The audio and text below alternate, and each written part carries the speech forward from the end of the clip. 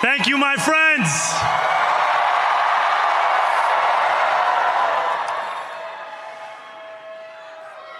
The sun may have set over our city this evening, but as Eugene Debs once said,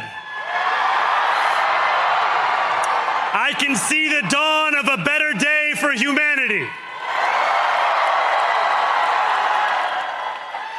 For as long as we can remember, the working people of New York have been told by the wealthy and the well-connected that power does not belong in their hands.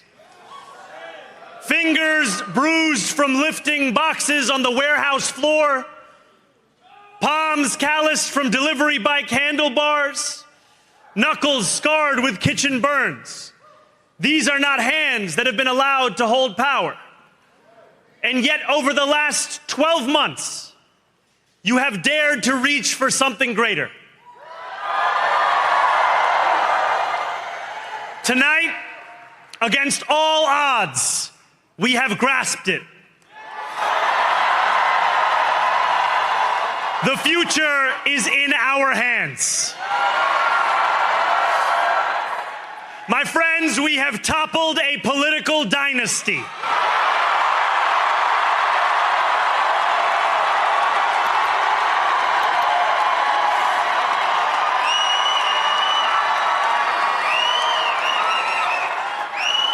I wish Andrew Cuomo only the best in private life. But let tonight be the final time I utter his name as we turn the page on a politics that abandons the many and answers only to the few.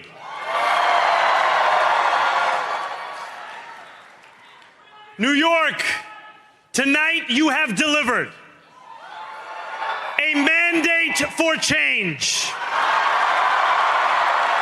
a mandate for a new kind of politics, a mandate for a city we can afford,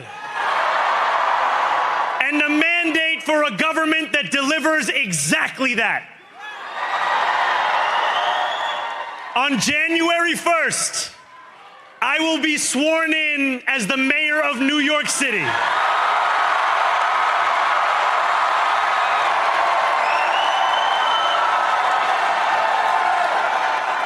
And that is because of you. So before I say anything else, I must say this. Thank you. Thank you to the next generation of New Yorkers who refuse to accept that the promise of a better future was a relic of the past. You showed that when politics speaks to you without condescension, we can usher in a new era of leadership. We will fight for you because we are you. Or as we say on Steinway, ana minkum wa ilaykum.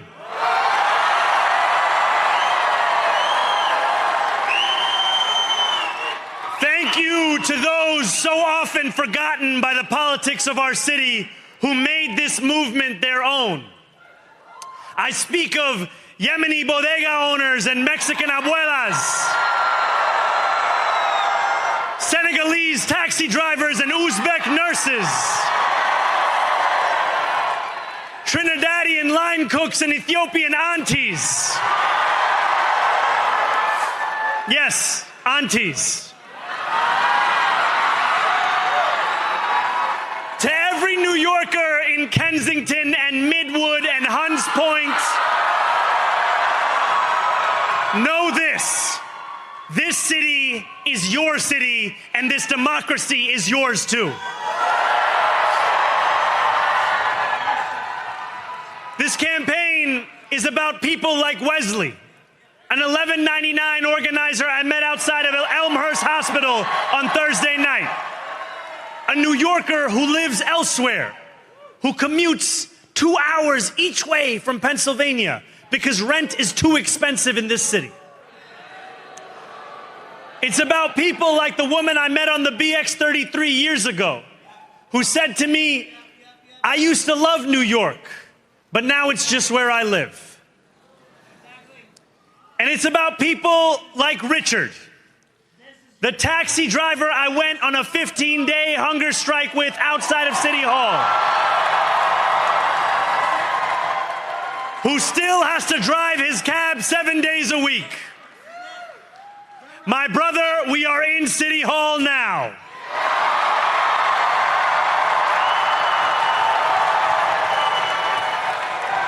This victory is for all of them, and it's for all of you. The more than 100,000 volunteers who built this campaign into an unstoppable force. Because of you, we will make this city one that working people can love and live in again. With every door knocked, every petition signature earned, and every hard-earned conversation, you eroded the cynicism that has come to define our politics. Now, I know that I have asked for much from you over this last year. Time and again, you have answered my calls. But I have one final request. New York City, breathe this moment in. We have held our breath for longer than we know. We have held it in anticipation of defeat. Held it because the air has been knocked out of our lungs too many times to count. Held it because we cannot afford to exhale. Thanks to all of those who sacrificed so much, we are breathing in the air of a city that has been reborn.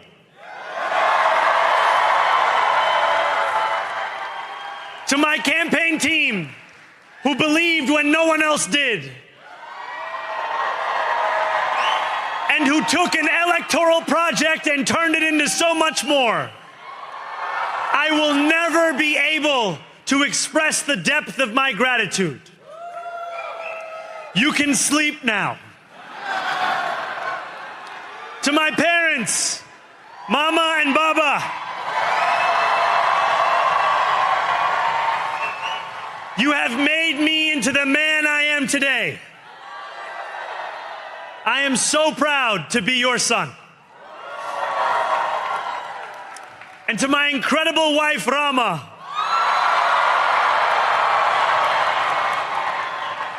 Hayati, there is no one I would rather have by my side in this moment and in every moment. To every New Yorker, whether you voted for me, for one of my opponents, or felt too disappointed by politics to vote at all, thank you for the opportunity to prove myself worthy of your trust. I will wake each morning with a singular purpose: to make this city better for you than it was the day before. There are many who thought this day would never come, who feared that we would be condemned only to a future of less, with every election consigning us simply to more of the same. And there are others who see politics today as too cruel for the flame of hope to still burn. New York, we have answered those fears. Tonight we have spoken in a clear voice. Hope is alive. Hope is a decision that tens of thousands of New Yorkers made day after day, volunteer shift after volunteer shift, despite attack ad after attack ad. More than 1 million of us stood in our churches, in gymnasiums, in community centers, as we filled in the ledger of democracy. And while we cast our ballots alone, we chose hope together. Hope over tyranny. Hope over big money and small ideas. Hope over despair. We won because New Yorkers allowed themselves to hope that the impossible could be made possible. And we won because we insisted that no longer would politics be something that is done to us. Now it is something that we do.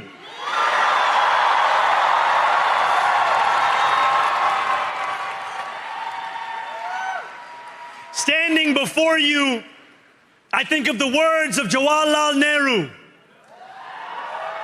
A moment comes but rarely in history when we step out from the old to the new, when an age ends and when the soul of a nation long suppressed finds utterance.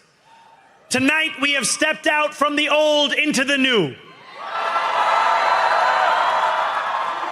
So let us speak now with clarity and conviction that cannot be misunderstood about what this new age will deliver and for whom.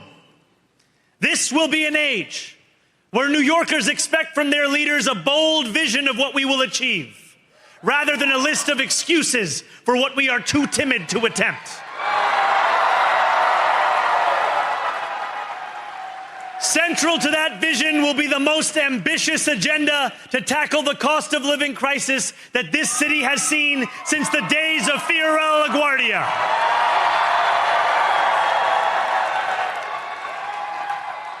An agenda that will freeze the rents for more than 2 million rent-stabilized tenants. Make buses fast and free. And deliver universal child care across our city.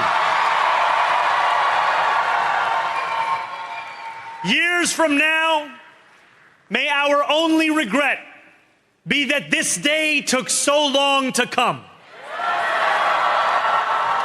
This new age will be one of relentless improvement. We will hire thousands more teachers. We will cut waste from a bloated bureaucracy. We will work tirelessly to make lights shine again in the hallways of NYCHA developments where they have long flickered. Safety and justice will go hand in hand as we work with police officers to reduce crime and create a department of community safety that tackles the mental health crisis and homelessness crises head on. Excellence will become the expectation across government, not the exception. In this new age we make for ourselves, we will refuse to allow those who traffic in division and hate to pit us against one another. In this moment of political darkness, New York will be the light. Here, we believe in standing up for those we love. Whether you are an immigrant, a member of the trans community, one of the many black women that Donald Trump has fired from a federal job, a single mom still waiting for the cost of groceries to go down, or anyone else with their back against the wall, your struggle is ours too. And we will build a city hall that stands steadfast alongside Jewish New Yorkers and does not waver in the fight against the scourge of anti-Semitism. Where the more than 1 million Muslims know that they belong. Not just in the 5 boroughs of this city, but in the halls of power. No more will New York be a city where you can traffic in Islamophobia and win an election.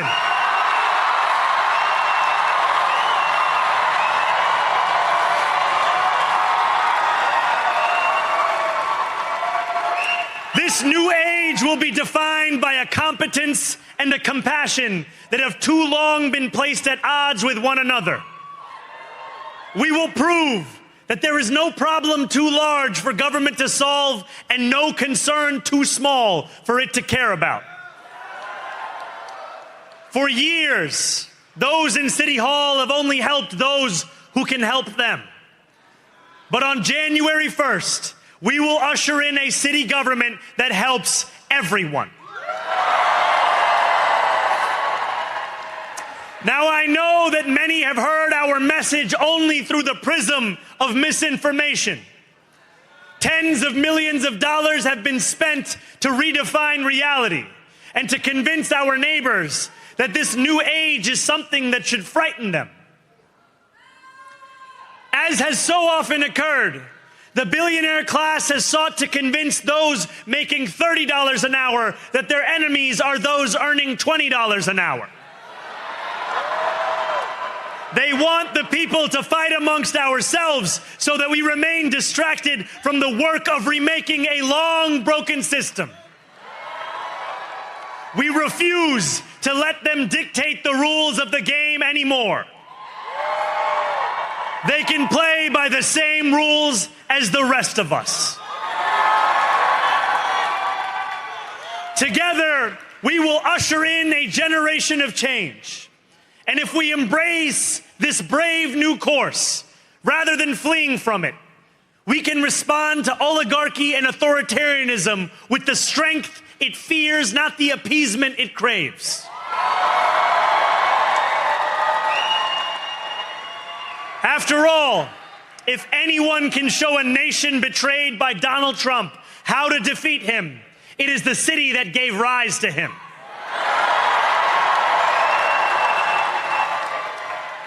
And if there is any way to terrify a despot, it is by dismantling the very conditions that allowed him to accumulate power.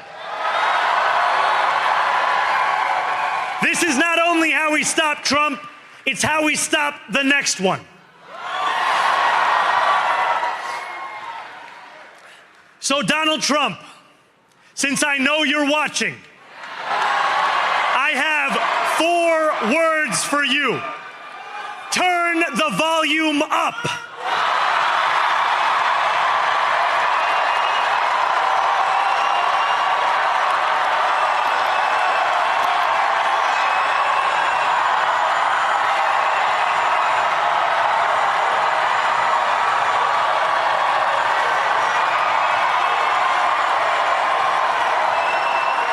We will hold bad landlords to account because the Donald Trumps of our city have grown far too comfortable taking advantage of their tenants. We will put an end to the culture of corruption that has allowed billionaires like Trump to evade taxation and exploit tax breaks. We will stand alongside unions and expand labor protections because we know, just as Donald Trump does, that when working people have ironclad rights, the bosses who seek to extort them become very small indeed. New York will remain a city of immigrants, a city built by immigrants, powered by immigrants, and as of tonight, led by an immigrant.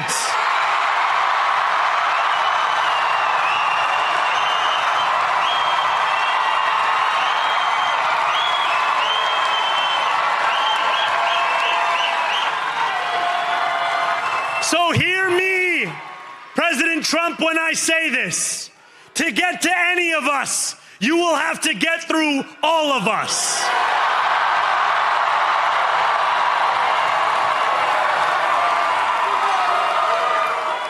When we enter City Hall in 58 days, expectations will be high. We will meet them. A great New Yorker once said that while you campaign in poetry, you govern in prose. If that must be true, let the prose we write still rhyme, and let us build a shining city for all. And we must chart a new path, as bold as the one we have already traveled. After all, the conventional wisdom would tell you that I am far from the perfect candidate. I am young, despite my best efforts to grow older. I am Muslim. I am a democratic socialist. And most damning of all, I refuse to apologize for any of this. And yet, if tonight teaches us anything, it is that convention has held us back. We have bowed at the altar of caution, and we have paid a mighty price. Too many working people cannot recognize themselves in our party. And too many among us have turned to the right for answers to why they've been left behind. We will leave mediocrity in our past.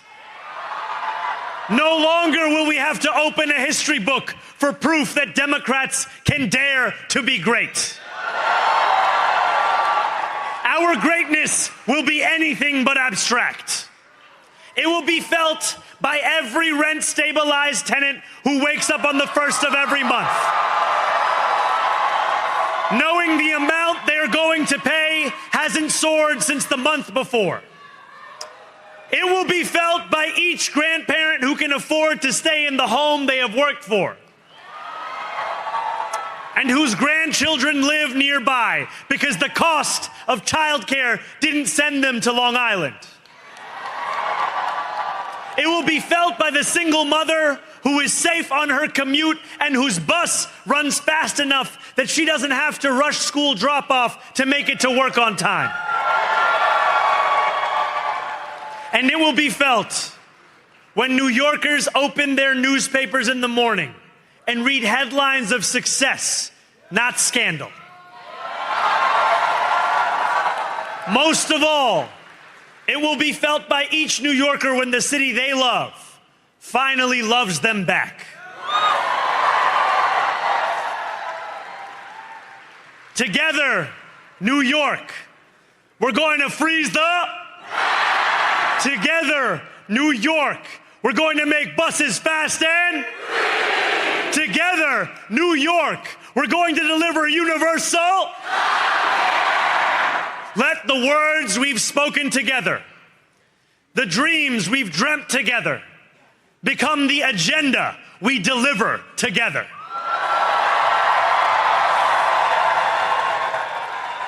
New York, this power, it's yours. This city belongs to you. Thank you. Join our global community of English learners, absolutely free. Download video transcripts, listen offline, start our beginner course, and join live classes with certified teachers. Access over 1,000 resources to improve your English faster. Everything's in one place, community.englishspeeches.ca. Let's speak English together.